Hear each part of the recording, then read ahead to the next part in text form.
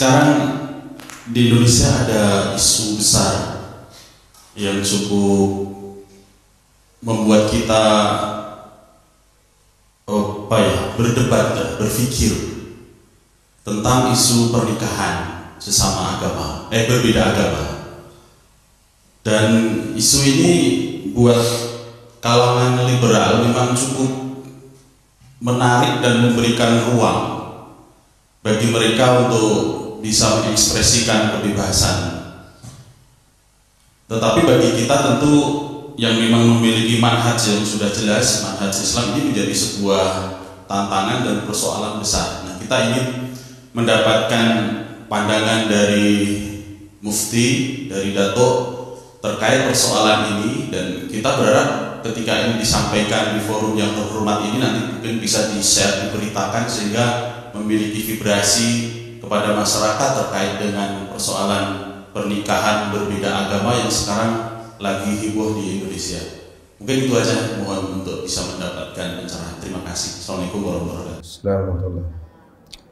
Ini satu isu yang agak panjang untuk dibahaskan, tapi saya akan cuba ringkaskan kepada beberapa isu.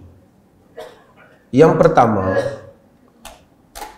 tujuan perkawinan dalam Islam itu jelas, kan? Bukan saja soal, ya memang soal hubungan seks yang halal dan seumpamanya, tapi juga ada anak-anak yang akan diwarisi keluarga. Maka Islam mengambil berat soal ini. Ar-rijalu qawwamuna 'alan nisa. Lelaki itu qawwam di atas wanita, yakni menguruskan wanita. Bima faddalallahu ba'duhum 'ala ba'd wa bima anfaqu min amwalihim, di atas apa yang Allah lebihkan sebahagian daripada sebahagian di atas harta yang mereka belanjakan. So ini lelaki kontrol keluarga supaya menjadi keluarga dan ada tanggungjawab kekeluargaan. Ya ayyuhalladzina amanu qu anfusakum wa ahlikum nar. Wahai orang beriman, jaga diri kamu dan keluarga kamu dalam neraka, daripada api neraka. Poin ini kita kena jelas. Poin yang berikutnya, ada agama yang dekat dengan Islam. Maksudnya dia mudah untuk faham Islam, dan tak mustahil kalau dia kahwin akhirnya dia boleh jadi Islam. Iaitulah agama Yahudi dan Kristian. Agama Yahudi dan Kristian dia dekat dengan Islam. Banyak perkara dah sama, kecuali beberapa isu tauhid, tapi mereka dah ada banyak foundation yang sama. So agama kelihatan membenarkan untuk Muslim lelaki berkahwin dengan wanita Yahudi dan Kristian di atas dasar mereka adalah di kalangan ahlul kitab. Wal muhsanatu minal ladzina utul kitab, dan golongan wanita-wanita muhsanat yang mana yang muhsanat yang diberikan kitab. Bila Allah Taala bercakap al-yauma uhillakumut thayyibat dalam surah Al-Maidah, pada hari ini dihalalkan kepada kamu benda-benda yang baik. Wa ta'amul ladzina utul kitab halal lakum, makanan ahli kitab halal untuk kamu. Wa ta'amuhum halal lakum, dan makanan wa ta'amukum halal lahum, dan makanan kamu halal untuk mereka. Wal muhsanatu minal mu'minat wal muhsanatu minal ladzina utul kitab min qablikum idza ataitumuhunna ujurahum, dan wanita-wanita baik di kalangan mukminat. Wal muhsanatu minal ladzina utul kitab min qablikum, dan wanita-wanita ahlul kitab yang diberikan kitab sebelum daripada kamu, yakni bukan kitab-kitab yang kemudian tak ada kitab selepas pada Nabi Muhammad, yang kitab sebelum daripada kamu. Idza ataitumuhunna ujurahun, apabila kamu memberikan kepada mereka ialah mahar mereka, muhsinina ghaira musafihin, dalam keadaan mereka tu muhsinin, wanita yang baik, bukan wanita lacor. Wala mutakhidhi akhdan, bukan kerana ambil upah pelacuran, bukan. So dengan hadis, dengan ayat Quran dalam surah An-Nisa ini, maka ulama-ulama, bukan saja sebelum ulama-ulama, pada zaman Nabi memang berlaku perkahwinan antara para sahabat dengan wanita Yahudi atau wanita Kristian. Mereka tak ubah agama. Kalau mereka ubah agama, tak timbullah Yahudi Kristian. Kalau mereka ubah jadi Muslimah lah, mereka Kristian. Pada zaman Sayyidina Umar bin Khattab, Sayyidina Umar bin Khattab melarang.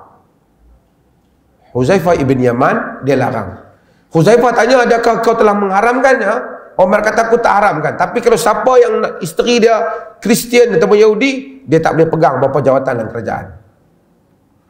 Dia takut berlakunya bocor maklumat kerajaan, pasal tak aman. Tapi perkahwinan itu berlaku. Mazhab-mazhab dalam Islam berkhilaf. Setelah kemudian mazhab itu berkhilaf, adakah pengkhususan pemberian keizinan berkahwin dengan wanita Ahlul Kitab? Hanya wanita Ahlul Kitab yang asal, maksudnya yang keturunan Ahlul Kitab, atau any Christian boleh kita kahwin? Mazhab Syafi'i agak ketat lah masalah ni. Tapi sebelum saya nak pergi tu, kena clear. Dalam nas hanya kata lelaki tu Muslim, wanita tu Ahlul Kitab. Tak ada yang sebalik. Tak ada yang lelaki tu Ahlul Kitab, wanita Muslimah. Tak ada. Sebab apa? Siapa yang kontrol family? Ar-rijal. Wanita, lelaki kontrol family. Maksudnya kalau dia kerana dalam sifat agama dan Islam, isteri taat kepada suami. Kalau suami dia Kristian, dia kena taat semua, susah dia. Untuk rumah jadi harmoni, kerana Islam tak boleh taatlah benda yang maksiat.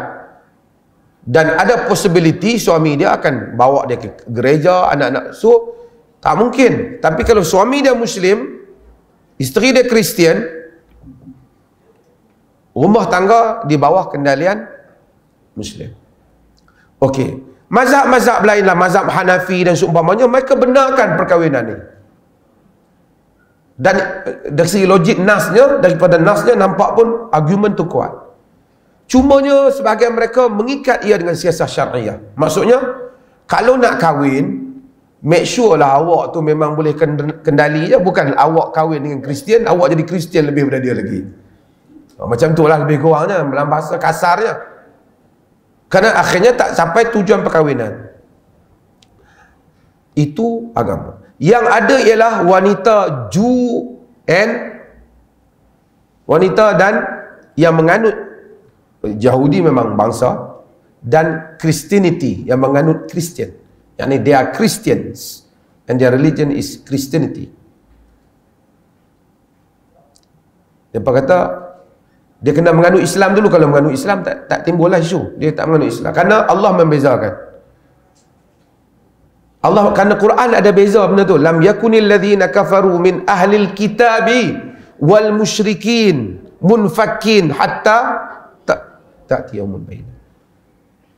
Orang-orang kafir di kalangan musyrikin. Lam yakunil ladzina kafaru min ahlil kitab. Orang-orang kafir di kalangan ahlul kitab wal musyrikin. Maksudnya kafir ada dua, kafir ahli kitab, kafir musyrikin.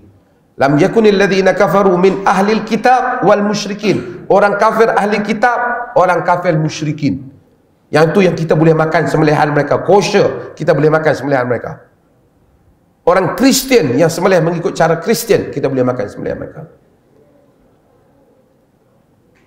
Mazhab Syafi'i macam saya kata, dia ketat dalam hal ni. Tapi kalau kita tengok kenapa banyak tokoh-tokoh Arab, isteri mereka Kristian di Lebanon, mereka di atas qaul mazhab-mazhab yang membenarkan. So kalau ada orang lelaki Muslim kahwin dengan wanita Kristian ataupun Yahudi, masih dalam pandangan fiqh. Okey dulu. Tapi tidak Hindu, tidak Buddha, itu berlainan. Kerana perkahwinan dengan Kristian lebih dekat. Ramai orang Kristian yang kahwin dengan Muslim, dia jadi Muslim. Pasal dia tahu ini lebih kukuh agamanya. Kemudian kebelakangan ini ada para ulama bahaskan, saya nak ringkaskan, ni ada sesi jawapan saya yang lebih panjang tapi saya ringkas. Kalau dia tak kahwin tapi dia tu suami dia Kristian, dia masuk Islam, adakah boleh untuk dia, adakah wajib untuk dia terus tinggal suami dia? Katakanlah dia satu orang, suami dia Kristian, dia masuk Islam. Suami tak masuk Islam, perempuan yang masuk Islam, boleh tak dia tak tinggal rumah dia? Tak tinggal ni masih dengan suami dia. Ini berlaku perbahasan di kalangan sarjana. Fiqh yang lama kata apabila satu orang pasangan salah satu masuk Islam, iddah belum habis, yang berikutnya ikut masuk Islam, maka sebelum tamat iddah mereka kekal suami isteri. Jika dah tamat iddah, dia masuk nak terus jadi suami isteri, dia hendaklah dengan akad yang baru. Ini dalam fiqh yang lama yang ada. Tapi bila berlaku isu yang ni, yang terutama mereka yang di Eropah, di barat, isteri masuk Islam tapi kalau bagi tahu suami nanti kacau. Rumah nanti tak masalah, dia nanti tak ada tempat tinggal.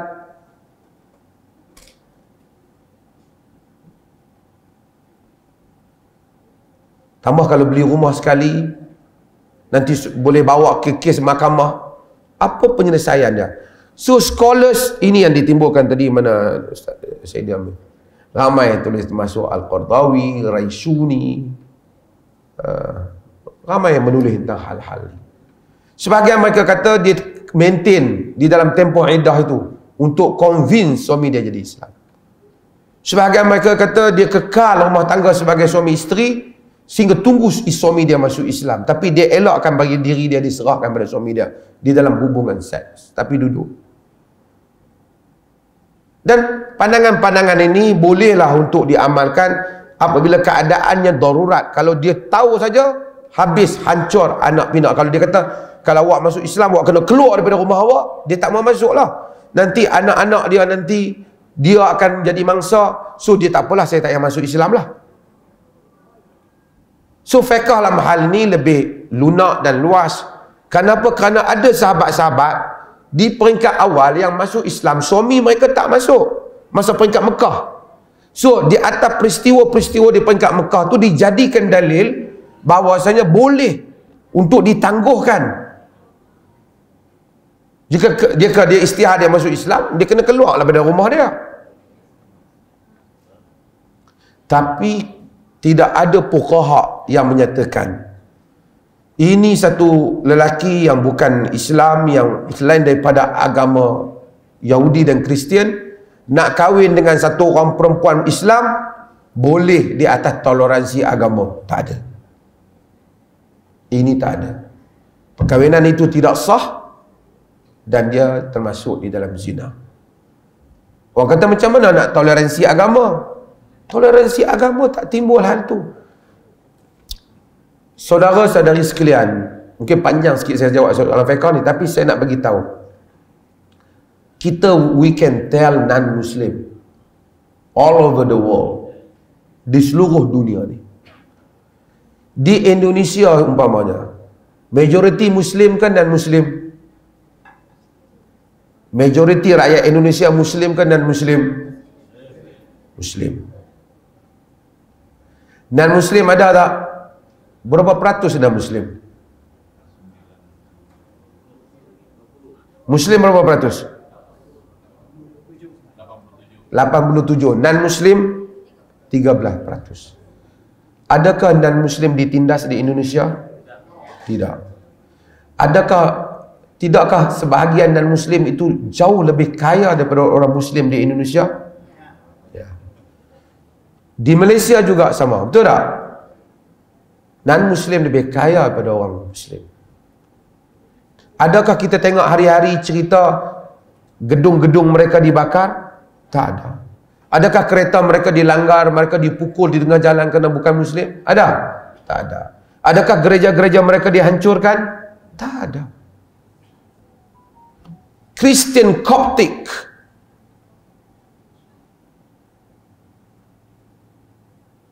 di Mesir, Qibti Arab panggil, Al-Aqbat Qibti, punya lama, dapat surat lagi pada Sayyidina Umar untuk make sure Khalifah dia Amr bin As, jangan, don't touch them. Kristian di Baitul Maqdis dapat surat daripada Sayyidina Umar, hak mereka untuk hidup. Kristian di Syria, cerita zaman Abu Ubaidah Al-Jarrah, dia collect jizyah daripada wanita Kristian Syria. Bila dia collect jizyah daripada Kristian Syria, kerana nak jizyah, Islam datang, cukai lah. Kemudian nak berlaku peperangan. Peperangan pun dengan Kristian lain juga, Kristian Ortodok yang lebih, Kristian pusat yang lebih ni. Tentera Islam rasa takut kalah dalam peperangan tu. Kristian Islam panggil balik orang Kristian di Syria, you take back your jizyah, ambil balik cukai kamu. Heran Kristian di Syria, tentera tak pernah ambil duit orang, bagi balik. Kerana kami tak dapat jamin, kami dapat protect kamu. Berlaku peperangan, tentera Islam menang di Syria, di Syam. Tentera Islam menang di Syam lah, bukan Syria, not the right word, word is Syam, di Syam. Selepas menang, Islam masuk balik ke mereka, ke Syam, kata kami ambil balik jizyah kerana kami memang berjaya protect kamu. Orang Syam masuk Islam kerana kagum macam mana tentera boleh bagi balik jizyah, ambil balik betul janji mereka.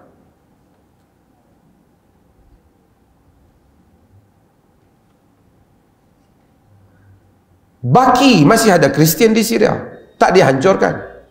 Zaman Umar bin Abdul Aziz di kawasan Uzbekistan, Samarkand ini, dulu mereka masuk, tentera masuk, terus tawan Samarkand. Bila dia duduk di kawasan mereka, lama kelamaan mereka dah tahu rupanya salah cara tentera masuk ni. Tentera Islam, mereka tak masuk Islam, mereka tahu menurut Islam tak boleh masuk terus, kena bagi amaran dulu. Kemudian nak bagi tahu buat pungutan jizyah. Mana boleh tawan satu negeri terus. Bila sampai pada zaman tu, mereka dah pandai, mereka hantar surat kepada Umar bin Abdul Aziz di Syria, di Syam, di Dimashq. Wakil mereka pergi jumpa Umar bin Aziz, kata kami nak mengadu tentera Islam buat tak betul, kalau ikut dalam sejarah kami, masuk terus tanpa ambil masa tu Qutaibah bin Muslim, ambil tanpa dulu memberi amaran, dakwah pada Islam dan beri amaran. Umar bin Abdul Aziz, masa dia sampai tu dia tanya mana Umar bin Abdul Aziz, dia tunjuk Umar bin Abdul Aziz. Dia tengok betul ke? Dia tengok anak Umar bin Abdul Aziz berkelahi dengan seorang anak yatim. Anak yatim tu pukul anak Umar bin Abdul Aziz, luka. Lepas tu dia tengok Umar bin Abdul Aziz bagi buah pada anak Abdul Aziz. Dia kata betul ya Khalifah. Dia kata Umar bin Abdul Aziz kata dia ni anak yatim, gaduh dengan aku. Tak apa. Bagi pujuk anak yang kena anak Umar bin Abdul Aziz. Umar bin Abdul Aziz kata ada apa? Aku wakil daripada Samarkand nak cerita apa yang berlaku. Umar bin Abdul Aziz ambil, tulis. Sebab kes ini dibicarakan semula di mahkamah. Tulis dan cop. Dia balik. Bila dia balik, beribu kilometer, orang dia dah sampai, dia tak apa nak dia buat. Tentera beribu-ribu, Khalifah bagi tak sampai 2 baris. Tapi dia kata tak apalah, dia bagi, kita bagi kat orang Islam. Bila bagi pada orang Islam, terus immediately mahkamah bersidang soal Khalifah. Dan mahkamah menyalahkan tentera. Tentera Islam diarahkan keluar semuanya sekali daripada Samarkand. Mahkamah Islam suruh tentera Islam keluar, dengan mahkamah kali keluar. Buat balik proses, seru pada Islam, kutip balik cukai, tawar balik jizyah. Kalau tak mau baru perang. Kali yang kedua itulah dikatakan mereka masuk Islam beramai-ramai. Kena keadilan. Saya nak cerita apa? Islam proven tidak pernah menzalimi non-Muslim. Tapi kita boleh tengok nasib orang Islam di Myanmar, di Bosnia. Kita boleh tengok nasib orang Islam di negara-negara majoriti Islam, minoriti Muslim. Di China apa yang berlaku? Semalam Saya dengan konsul Malaysia yang pernah berkhidmat di Beijing, dia cerita apa yang berlaku. Di India bakar hidup-hidup orang Islam. Masjid 1000 tahun. Masjid Babri 800 ke 1000 tahun Masjid Babri umur dihancurkan. Hanya atas dakwaan di bawah tapak Masjid Babri itu ada dewa.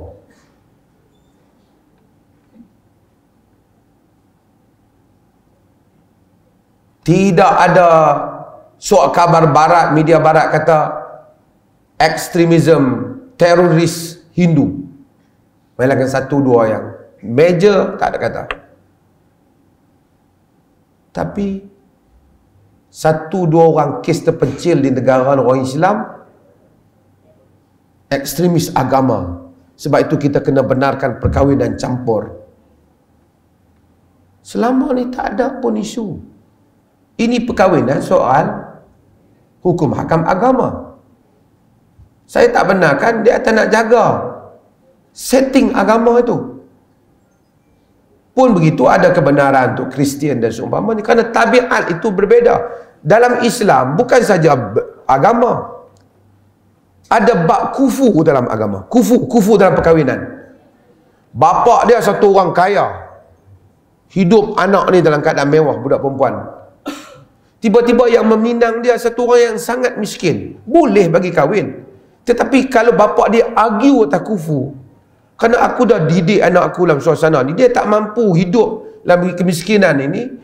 Dan kalau kalaupun kata bapa dia nak kahwin kat anak perempuan, tak mau. Dia kata ini bukan kehidupan aku, miskin dia ni. Bukan dia hina miskin, kerana aku tak biasa dengan ni. Dia ada argument di mahkamah. Pasal dia tak biasa. Katalah satu orang perempuan kahwin dalam mazhab Hanafi ke seumpama, dia kahwin dengan satu lelaki. Lelaki ni teruk punya latar family dia. Bapa dia keluarga yang elok. Bila mes kan ni jadi tak betul disebut nama bapa dia dan seumpamanya. Walaupun Hanafi tidak mensyaratkan wali, tetapi mereka kata sebahagian ijtihadat mereka dan maka konun-konun di negara-negara Arab yang pakai Hanafi, bapa masih boleh argue kalau keadaan yang macam tu. Masalah kufu. Sebab tu ada bab berhubung dengan kahwin dengan asyraf. Ini mungkin ustazah tahu kan. Kahwin dengan wanita asyraf maksudnya wanita yang keluarga Nabi ni. Kenapa fuqaha dulu kata kalau nak kahwin kena nak tengok bab ni? Sebagainya ke berlebih-lebihan, itu yang ditegur oleh Hamka. Tapi kalau dia hidup bahasanya bahasa elok, familynya bahasa terhormat, tiba-tiba pergi masuk dalam satu family yang mencarut, cakap pun tak elok, tak ada peraturan, dia tak boleh masuk. Soal kufu, walaupun sama agama. Ini kan soal berbeza agama dan sembahan. Islam ada argumen dia. Kerana tujuan agama, tujuan kahwin bukan untuk buat liputan media. Tujuan ialah untuk kebahagiaan rumah tangga yang tenteram. Ini satu argumen yang kuat dalam fiqh Islam.